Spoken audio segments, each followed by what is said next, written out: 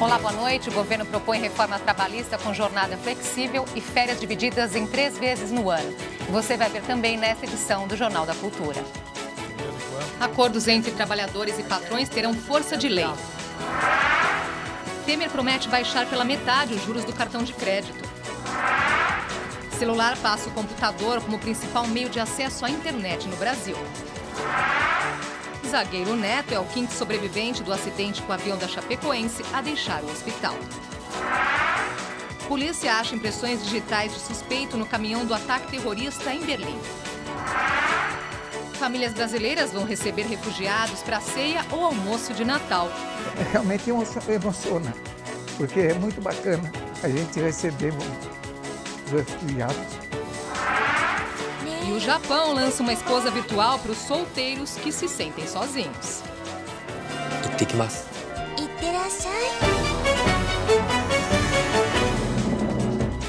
Ao meu lado estão o economista e professor da PUC de São Paulo, Antônio Corrêa de Lacerda, e o advogado Eduardo Milaer. Mande sua pergunta aos nossos comentaristas, pode ser pelo Twitter e também pelo Facebook do Jornal da Cultura. O presidente Michel Temer anunciou hoje que o governo vai liberar o saque das contas inativas do FGTS. Não haverá limite para a retirada. O trabalhador vai poder sacar todo o valor que estiver na conta. As regras para o saque do FGTS foram anunciadas pelo próprio presidente. Os trabalhadores vão poder sacar o dinheiro do FGTS das contas que estiverem inativas até 31 de dezembro de 2015. Não há limites para o saque. Todo o dinheiro que estiver disponível poderá ser retirado. A liberação deve beneficiar cerca de 10 milhões de trabalhadores. A maior parte das contas inativas, de acordo com o governo, tem saldo inferior a um salário mínimo. O Ministério da Fazenda estima que o total dos saques pode chegar a 30 bilhões de reais. Uma injeção de recursos que vai movimentar a economia e equivale, também pelos cálculos do planejamento, a cerca de 0,5% do PIB. E sem pôr em risco a própria solidez do FGTS. O presidente também afirmou que o governo trabalha para que os juros do rotativo do cartão de crédito caiam pela metade nos primeiros meses do ano que vem, mas não deu detalhes de como isso será feito. Os juros do rotativo do cartão de crédito são cobrados quando o consumidor não paga o valor total da fatura, deixando o saldo restante para o próximo mês. Atualmente, a taxa do rotativo está em 459% ao ano. E o governo vai divulgar o cronograma para a liberação do dinheiro até fevereiro. Boa noite, obrigada pela presença hoje aqui com a gente. Obrigado. Bom, hoje tem várias notícias aí ao longo do jornal, mas vamos começar então por essa questão do FGTS. O presidente espera aí que a retomada da economia com esse montante. O que esperar?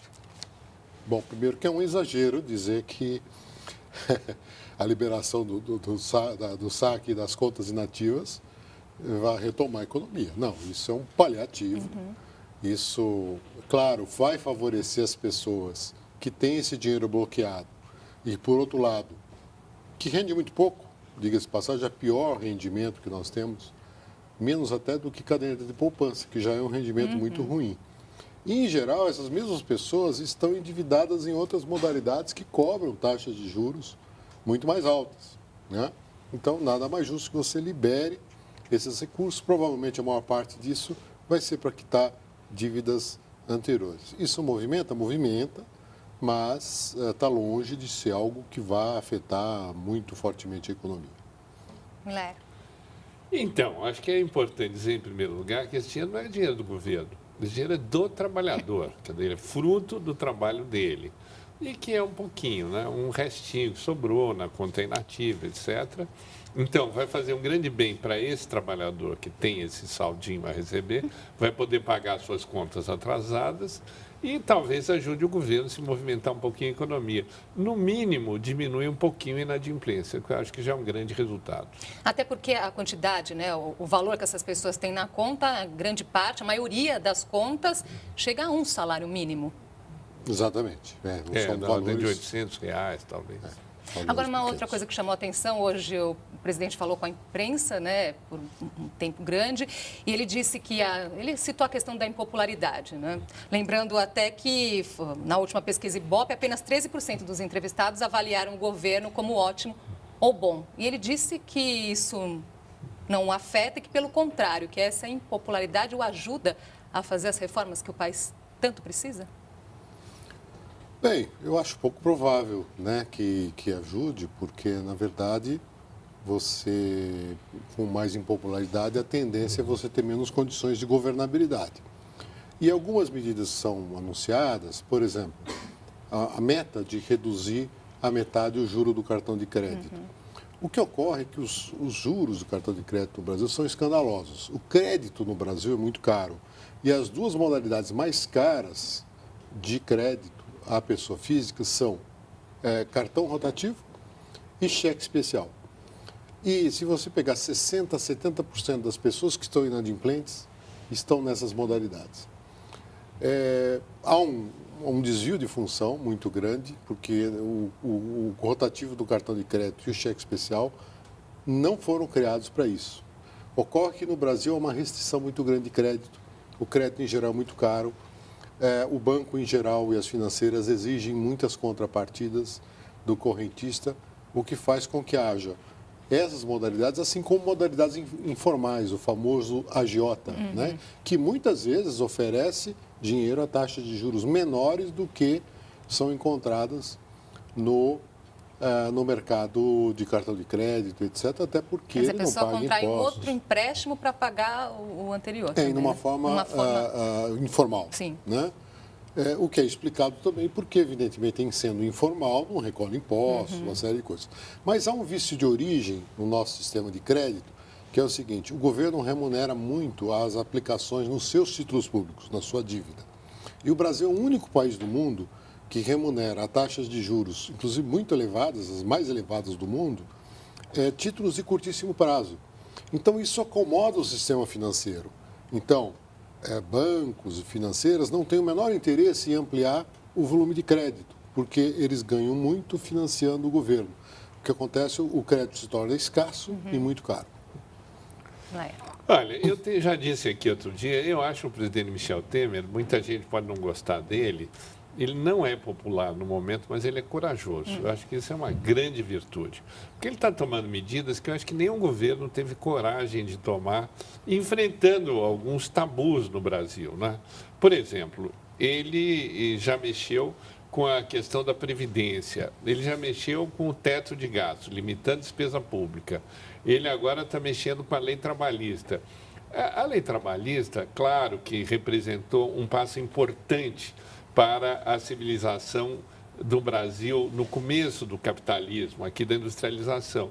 Mas hoje ela é evidentemente anacrônica e o sistema de entendimento entre sindicato patronal e sindicato de empregado é o sistema moderno em todo o mundo ocidental.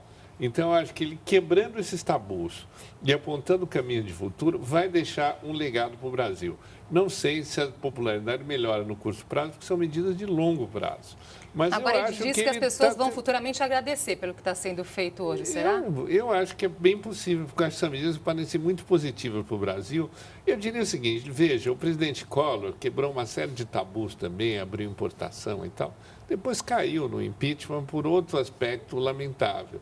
Mas essa abertura dele, nós somos beneficiados até hoje. E eu acho que a abertura que o presidente Temer está tomando, junto com o ministro Henrique Meirelles, vai beneficiar o Brasil por muitos anos. Eu estou convencido.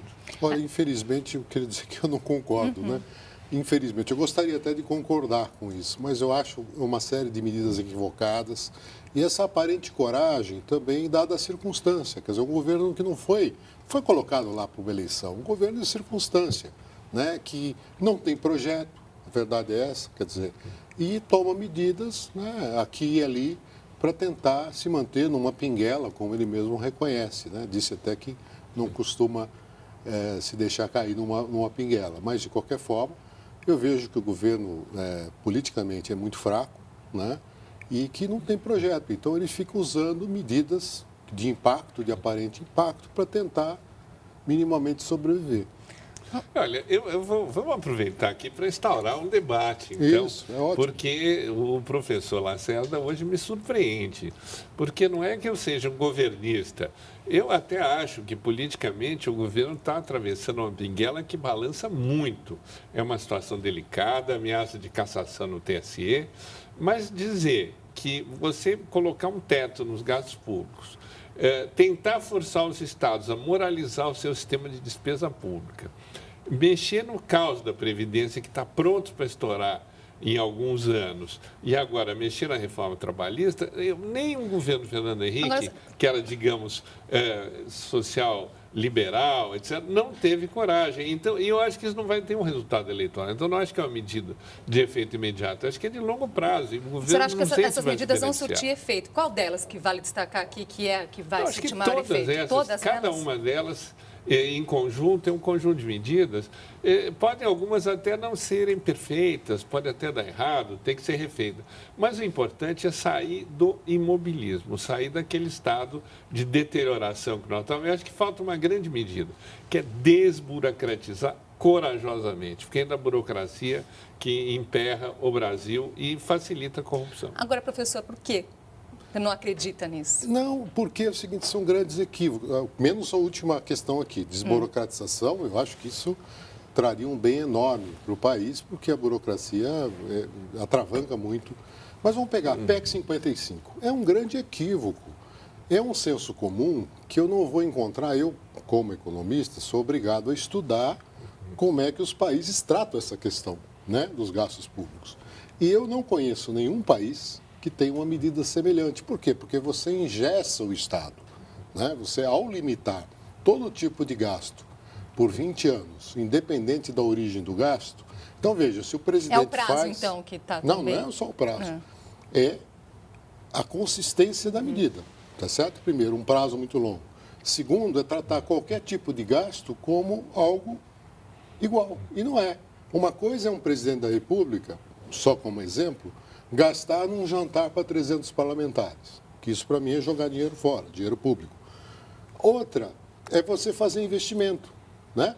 E numa crise como a que nós estamos vivendo, que é uma das maiores crises da história mundial e a maior crise brasileira, se o Estado não sair investindo, o setor privado não vai investir.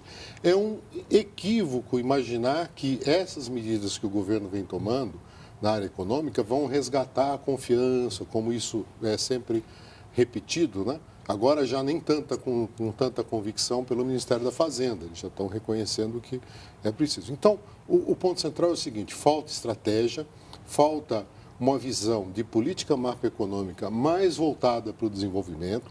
Nós praticamos as maiores taxas de juros do mundo, a taxa de juros real subiu no Brasil, ao contrário da taxa nominal que está em queda, mas como a inflação está caindo muito mais rapidamente, a taxa real de juros é muito alta. Isso está asfixiando a economia. Nós estamos numa crise muito grande. Todos os prognósticos de crescimento que estão sendo revistos até o final do ano ainda vão ser revistos para pior, né? Nós vamos ter um grande comprometimento, inclusive para 2017. Eu não acredito, infelizmente, em crescimento em 2017, porque a crise é muito grande e não há vetores para esse crescimento, ou seja, não há que possa puxar esse crescimento. Vamos trazer aqui mais uma medida, porque tem muita novidade hoje. O governo também apresentou hoje a proposta de reforma trabalhista e entre os itens mais polêmicos está a permissão para a jornada de trabalho de até 12 horas por dia. Esta é uma marca do nosso governo. A proposta deve ser encaminhada ao Congresso em fevereiro, na volta do recesso parlamentar, como projeto de lei em caráter de urgência. O programa de seguro-desemprego vai ser estendido por 2 anos. As empresas podem reduzir em até 30% a jornada de trabalho, reduzindo na mesma proporção o salário. O governo pagaria até metade do valor descontado. A equipe econômica também quer aumentar o tempo dos contratos temporários. Eles passariam de 6 para até 8 meses. Aumentar a jornada máxima para contratos de tempo parcial, de 25 para 30 horas semanais, e aumentar a multa para quem não registra o funcionário. E vários pontos poderiam ser mudados em negociações entre os sindicatos dos trabalhadores e dos patrões. Dividir as férias em até 3 vezes ao ano, jornadas mais longas, o empregado poderá trabalhar até 12 horas em um único dia, desde que o limite na semana seja de 48 horas e de 220 horas por mês. Vamos começar exatamente então por esse ponto aí que está gerando polêmica, permitir jornada de trabalho de até 12 horas por dia. Laia. Olha, hoje em dia você pode ter 2 horas extras, se não me falha a memória. Faz tempo que eu estudei direito do trabalho. E a ideia aí seria, em situações excepcionais, mediante acordo, permitir 12 horas, mas descontando isso nos outros dias do mês para dar um total de, no máximo, 48 horas. Ou seja, não dá para discutir em si, dizer, não, voltamos ao escravagismo, porque um dia vai trabalhar 12 horas. Há situações em que as pessoas trabalham 12 horas e até mais, e que, não, enfim, isso tem que ser ponderado e sopesado. E se não interessar também aos trabalhadores, não vai ser feito acordo. Isso depende caso a caso, né? Você já tem hoje algumas categorias, como de vigilantes, ou mesmo o pessoal da área da saúde, né, de segurança em geral, que trabalham 12 horas, depois folgam mais tempo. Eu acho que o importante é colocar o tema em discussão, com a participação, evidentemente, dos mal interessados, que é o próprio trabalhador, além dos empresários, que são os contratantes, né? Pois é, até o Felipe Cabral está colocando essa questão. Não deveria haver, então, maior diálogo do governo com a sociedade? Claro, sempre. O diálogo é sempre necessário.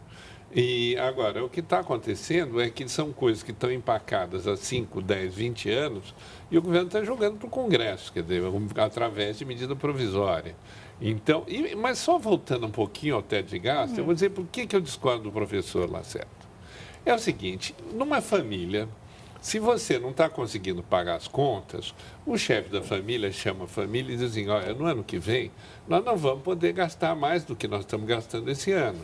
Nós vamos discutir aqui se nós vamos gastar mais na farmácia, no médico, na escola, mas meu salário não vai crescer além da inflação, então não adianta querer. Eu diria, eu que não sou economista, então posso me dar o luxo dessas coisas simples. E o grau de investimento do Estado é ínfimo. Eu trabalhei em serviço público, a grande massa que está sendo jogada pelo ralo é custeio e funcionalismo, sabe? Um funcionalismo muitas vezes ineficiente, pesado, cheio de cabide de emprego, sem eficiência nenhuma, e aí que está indo o dreno. Então precisa também a reforma da administração, é outro ponto que precisa entrar na pauta. Pois é, por que o Estado não é uma família, né? Uma família ou uma empresa, ele diante da crise, ele é obrigado a cortar gastos. Ele faz isso, tem um efeito microeconômico, ele sobrevive. O Estado não pode agir como uma empresa ou uma família. Ou seja, ele tem que agir no contraciclo, né? Então, se a economia está em crise, ele precisa, num primeiro momento, acelerar os seus gastos. Não é qualquer gasto, é investimento, tá certo? Então, o Estado realmente investe muito pouco, mas precisa ampliar o seu investimento para que a economia se recupere e, com isso, ele também arrecade mais e consiga o pretendido ajuste fiscal. Da forma como isso vem feito, e aqui eu tenho que destacar o seguinte, não é um erro só do governo Temer. Se eu pegar a dupla Dilma-Levi, 2015, o mesmo erro foi cometido. Essa e ideia... o que leva ao mesmo erro? Bom, primeiro que o mercado financeiro apoia esse tipo de medida, porque não se questiona o maior custo que nós temos. O problema maior do custo do Estado não está nos programas sociais, não está na Previdência. O maior custo do Estado são juros, é financiamento. No ano passado, 500 bilhões de reais foram gastos com o pagamento de juros sobre a dívida pública, né? Então, o que ocorre é o seguinte, não se ataca o problema principal, que é o encargo financeiro, e você cria limites para outros gastos como se eles fossem todos iguais, e não são, porque, como disse, investimento tem um papel crucial nessa saída da crise. Isso é histórico, não é só no Brasil, é também na economia mundial, né? Se não houver uma alavancagem via investimento estatal, nós não vamos sair da crise. Pelo contrário, se o governo tentar contrair gastos, ele aprofunda a crise, com isso o Estado arrecada menos e você não consegue ajustar as contas e muito menos recuperar a economia. E a seguir, crise faz volume de crédito disponível no Brasil cair ao nível de 2012. Servidores do Rio de Janeiro fazem fila para receber cestas básicas.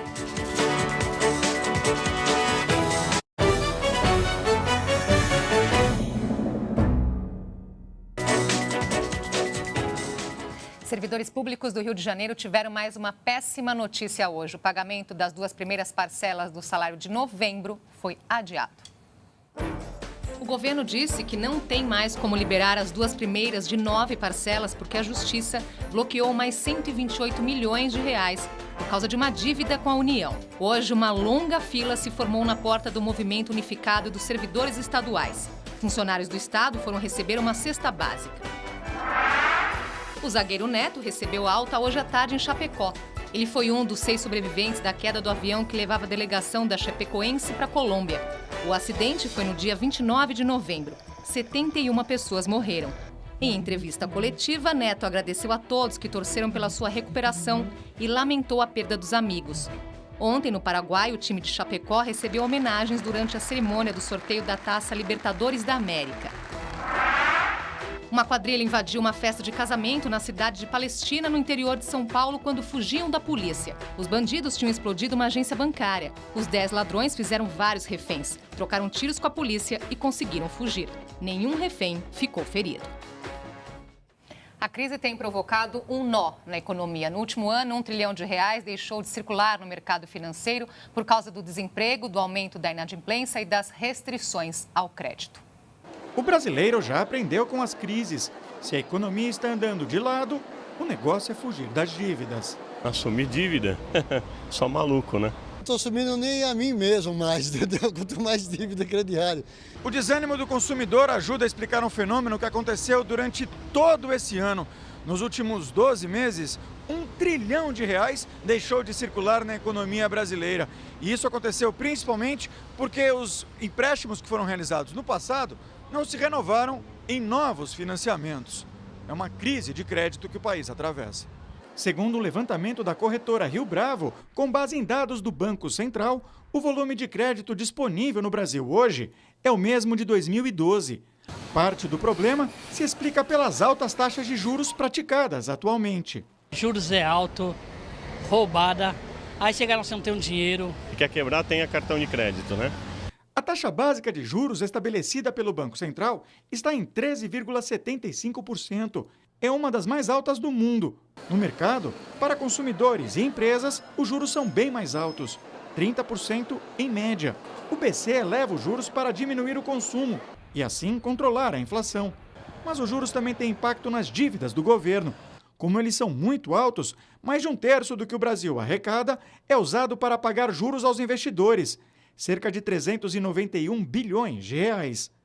Para esse economista, isso não impossibilita o crescimento do país no próximo ano. De fato, a inflação vem crescendo, os preços vêm crescendo a um ritmo muito menor e isso deve abrir no ano que vem uma janela, um espaço para que as taxas de juros caiam e aí, naturalmente, a economia deve reagir de uma forma mais consistente. Para alguns analistas, o ponto é justamente esse, né? Fazer o volume de crédito aumentar. Só assim o país sairia da recessão. É o que todos os empresários sonham hoje, né? Um pouco mais de crédito para desenvolver um pouco as suas atividades.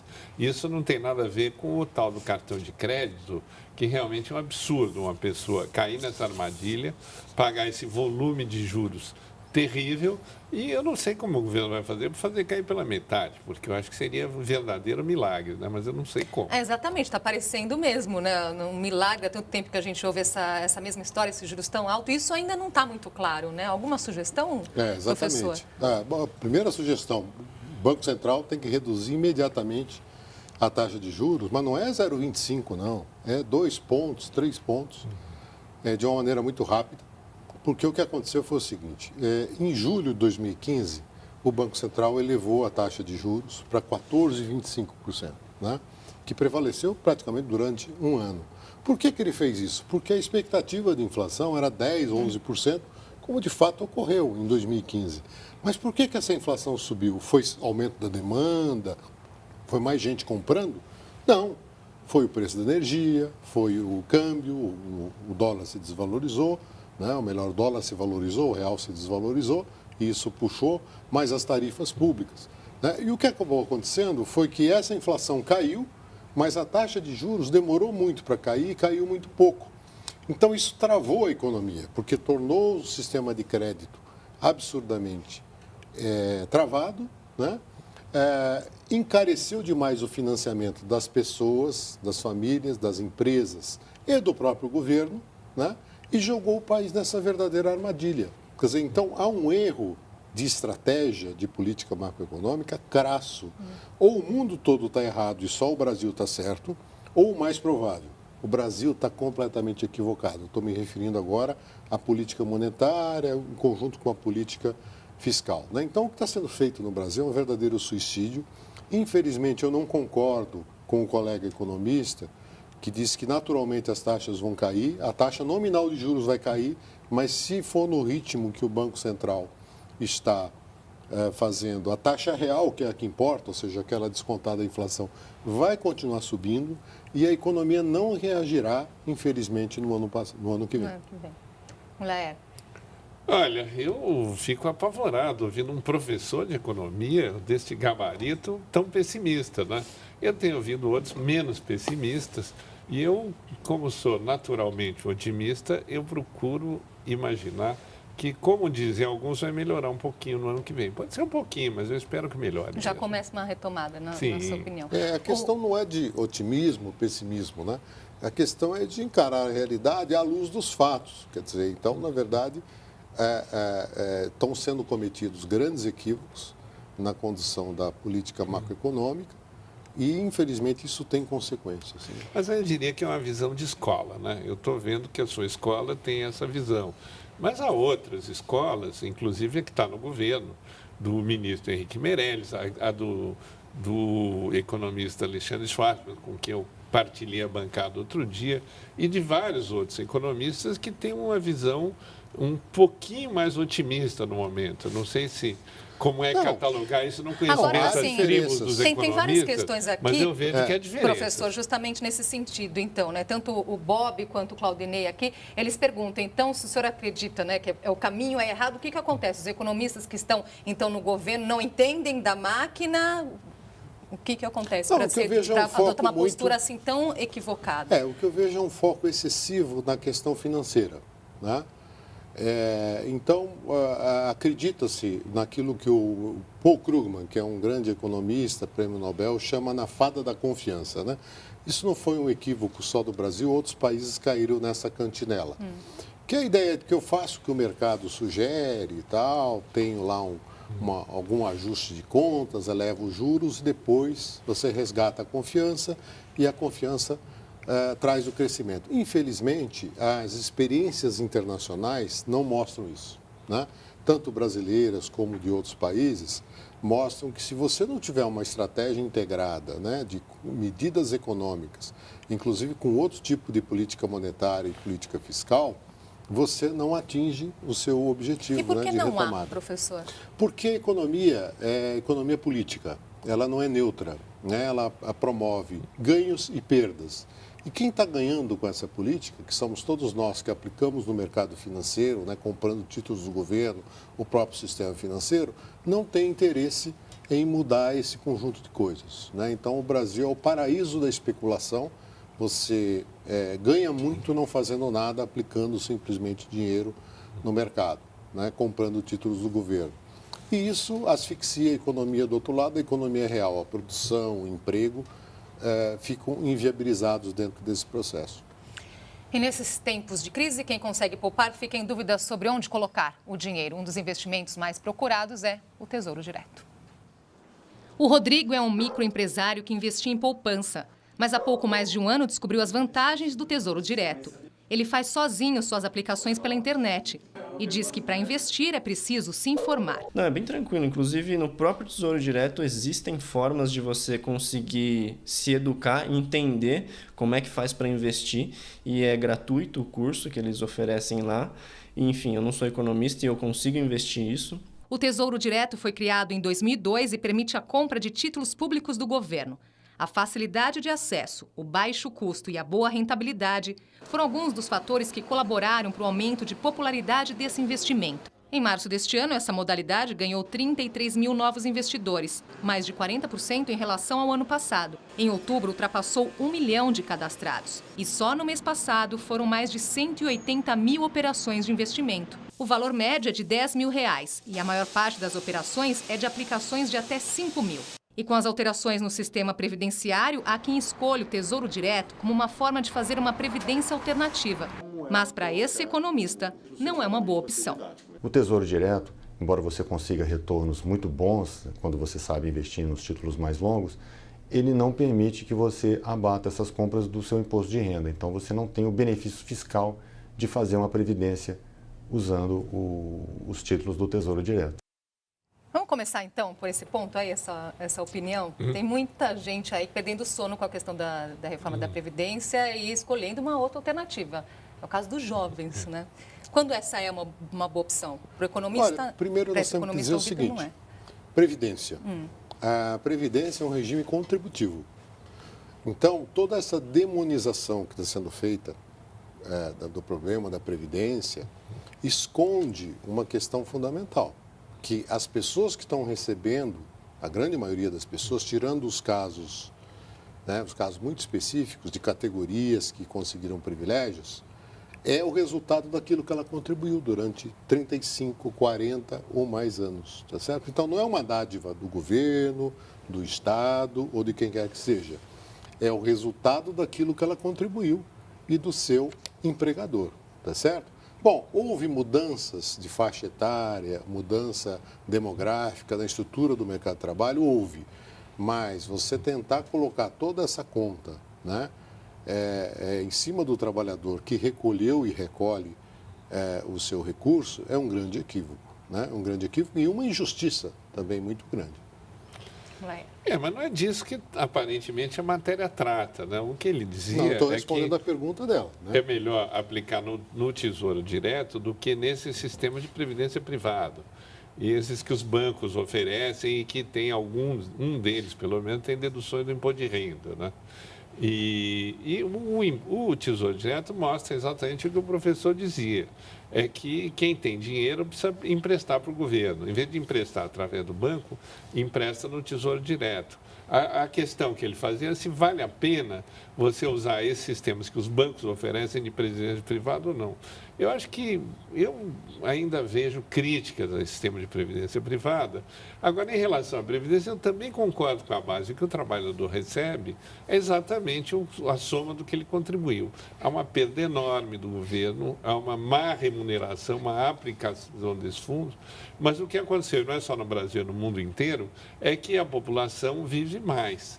E, com isso, foi preciso alongar as contribuições para poder manter a remuneração. Mas isso é um problema que está na França.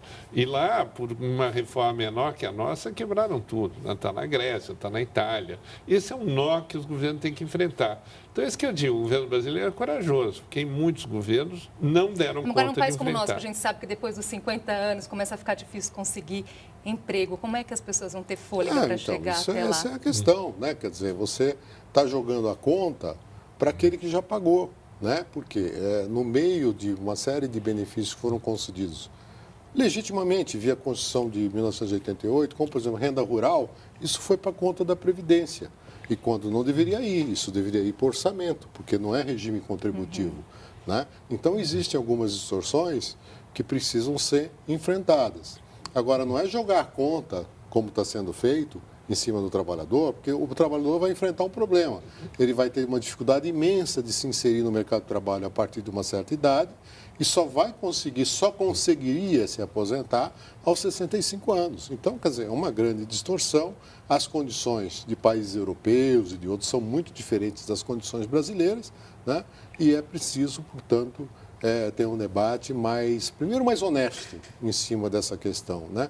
E segundo, com maior transparência, porque nós precisamos conhecer mais os dados sobre a questão previdenciária. Não, eu sou totalmente a favor da honestidade do debate e é o que eu espero dos economistas, de todas as tribos, aliás, porque nós ficamos ouvindo os argumentos Agora, uma coisa é certa, onde há crise é preciso achar soluções.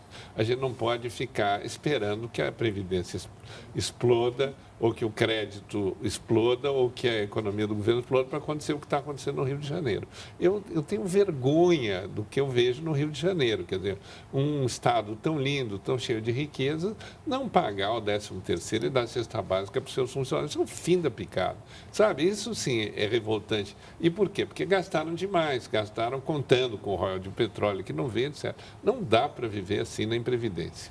E uma última informação, talvez para o telespectador, já que se falou aqui em alternativa para a Previdência, de aplicação financeira, existem modalidades de aplicação financeira, como o PGBL de plano, né?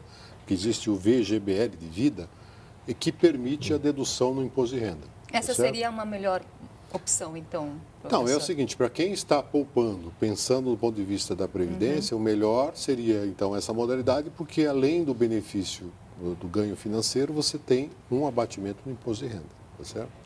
E em instantes, irmão de suspeito do atentado em Berlim pede que ele se entregue à polícia. E o celular já é mais usado para acessar a internet no Brasil do que o computador.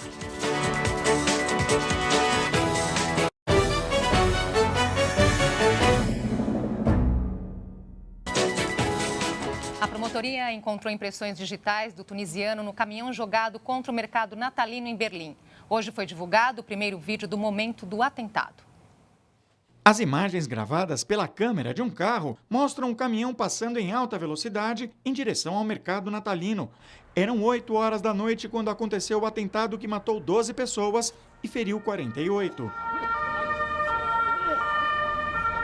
A promotoria do caso disse que foram encontradas as impressões digitais do tunisiano no caminhão, o que aumenta a suspeita de que ele é o autor do ataque.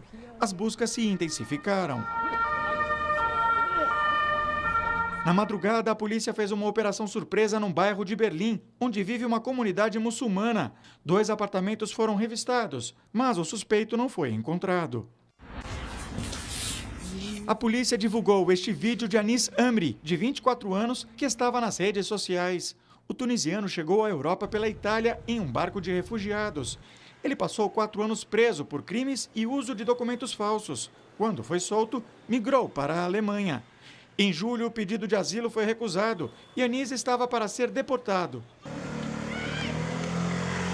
Na Tunísia, a casa da família de Anis virou alvo de jornalistas e curiosos. Um dos irmãos dele implorou para que Anis se entregue e chorou ao dizer que o ataque era uma desonra para a família.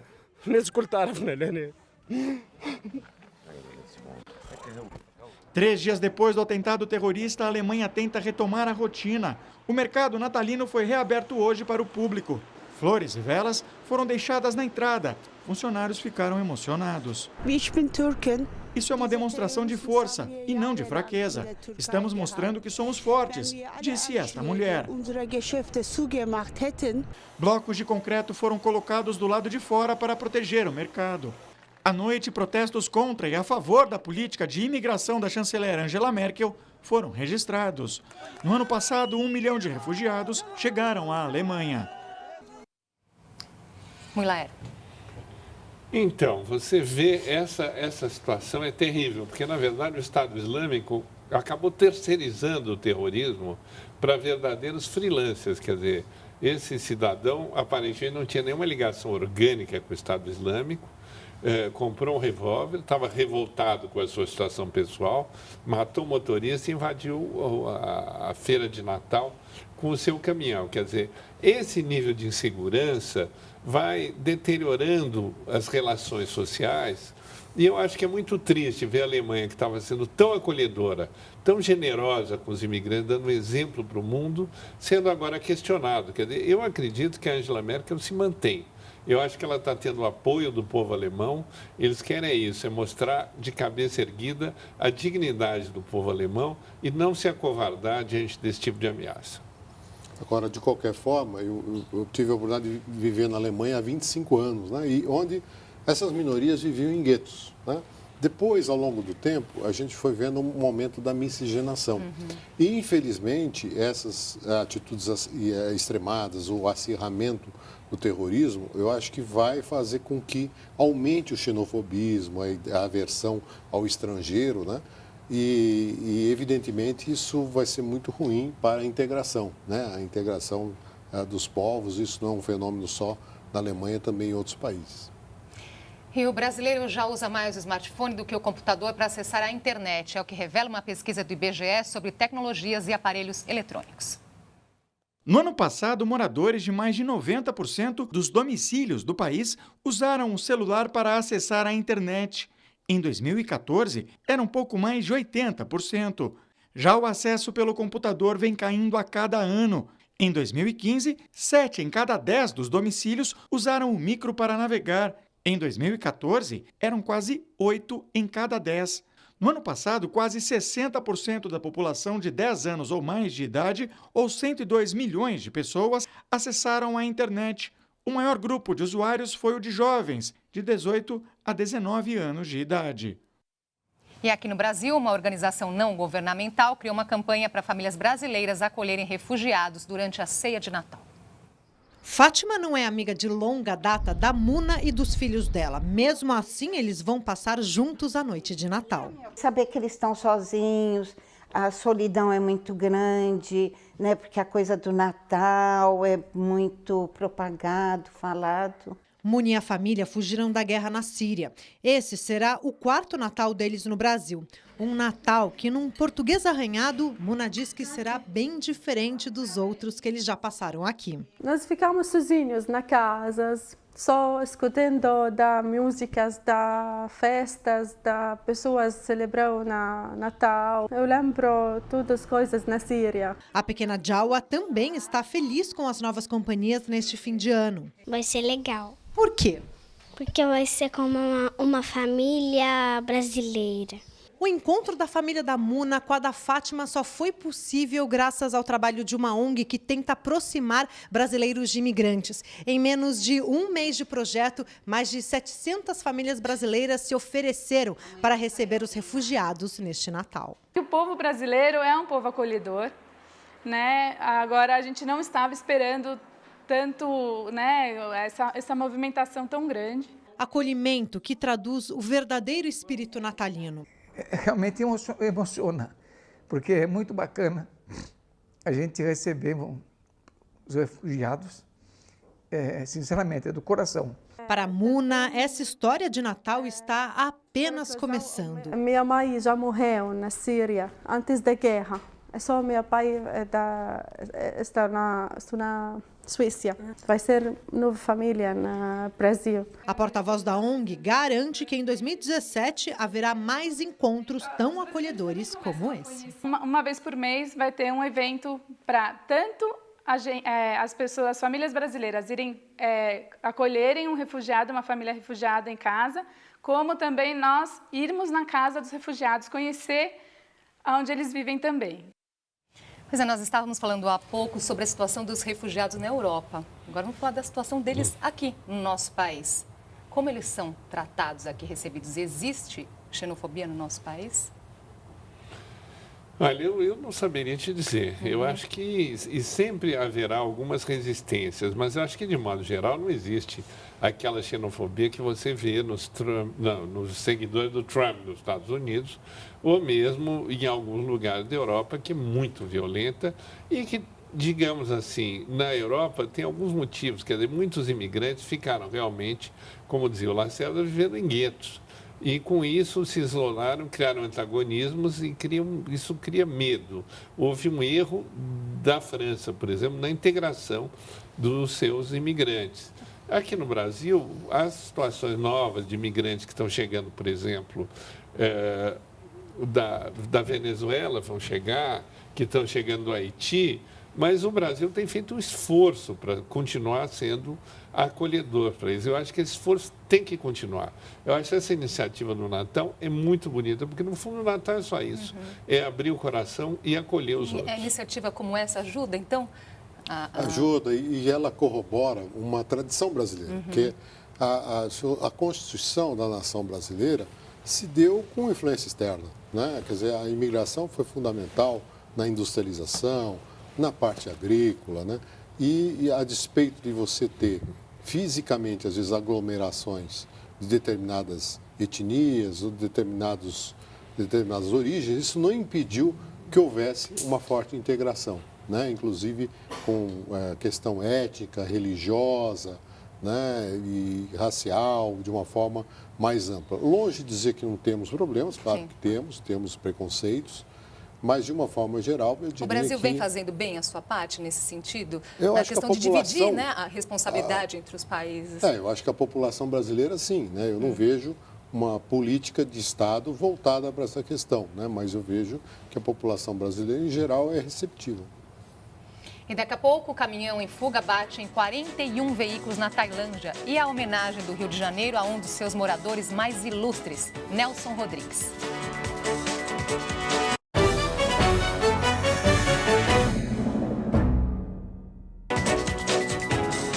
Na Tailândia, um caminhão bateu em 41 carros durante uma perseguição policial. Toda a cena foi gravada.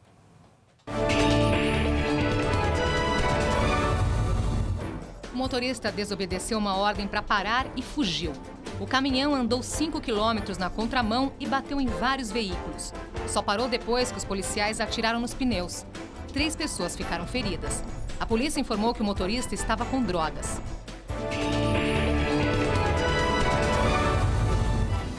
Foram retomadas as operações de resgate em Alepo, na Síria. Em uma semana, 35 mil pessoas foram retiradas da cidade destruída.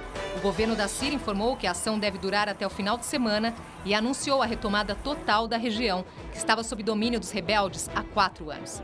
A cidade é a segunda maior da Síria e representava um dos maiores redutos da resistência.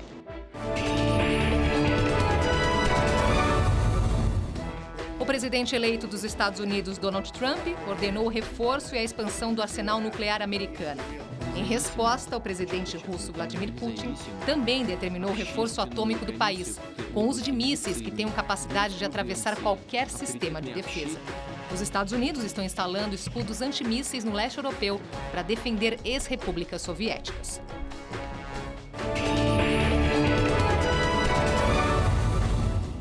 O candidato à presidência da França, Manuel Valls, foi atacado com farinha em Estrasburgo.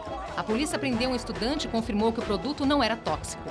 No meio do ano, quando Valls era premier, o governo passou por cima da Assembleia e aprovou a reforma laboral, aumentando as horas de trabalho e liberando empresas de vários encargos trabalhistas. A medida provocou protestos no país. Uma empresa japonesa criou uma namorada virtual para fazer companhia a homens solitários. É de manhã, levante, bom dia.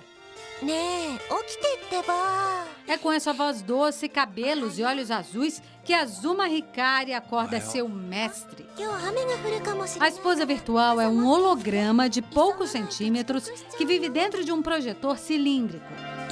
Vejo você mais tarde. A namorada virtual dá atenção ao dono mesmo quando ele está fora de casa. Ela envia mensagens pelo celular.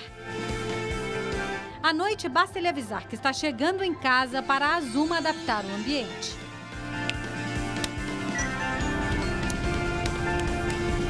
Senti sua falta, diz ela. Ela faz companhia e ouve tudo o que ele tem para falar. É ótimo ter alguém me esperando em casa. Boa noite. O produto será lançado oficialmente no meio do ano que vem e não será barato. A esposa virtual vai custar o equivalente a R$9.000.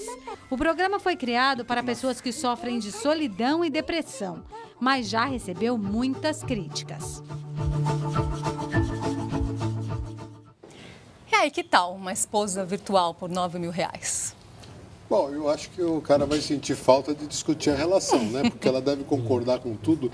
No fim, acho que fica muito monótono, né? É bom discutir a relação de vez em quando? Pois é. Olha, parece caro, mas se você pensar numa de verdade, deve ser bem mais caro ainda, né? Agora, isso suscita uma série de dúvidas, né? Por exemplo, os casados também podem ter uma segunda esposa virtual? Ou é só para os solteiros, né? Que tipo de solidão é amparada? Eu acho assim, isso é coisa para japonês, né? O brasileiro não quer uma coisa na caixinha, não. Quer uma coisa que possa pegar. Assim, aqui não pega isso. Pois é, não pega isso aqui?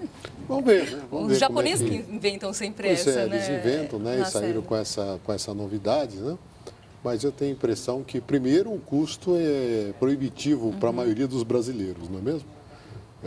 E segundo, não faz muito parte da nossa cultura, né? Vamos ver como é que... De certa forma, estão levando isso a sério. Isso não contribui ainda mais para afastar aquela nossa relação olho no olho, que é tão importante, que vem sendo tão discutida hoje também? Olha, eu diria que isso é quase aquele remédio, né? O antidepressivo, em vez de você tomar pílula, você põe ali uma coisa... Eu acho melhor comprar um cachorro.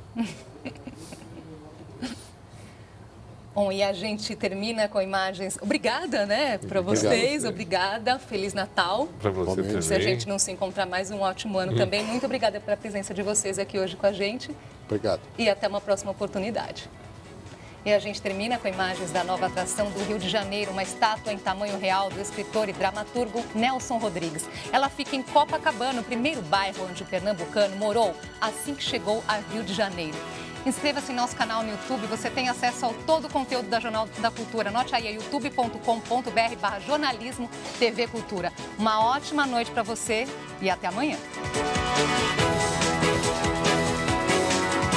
Janeiro continua lindo. O Rio de Janeiro continua sendo. O Rio de Janeiro, fevereiro e março. Alô, alô, Realengo. Aquele abraço. Alô, torcida do Flamengo. Aquele abraço. Alô, alô, Realengo. Aquele abraço. Alô, torcida do Flamengo. Aquele abraço. Chacrinha continua balançando a pança.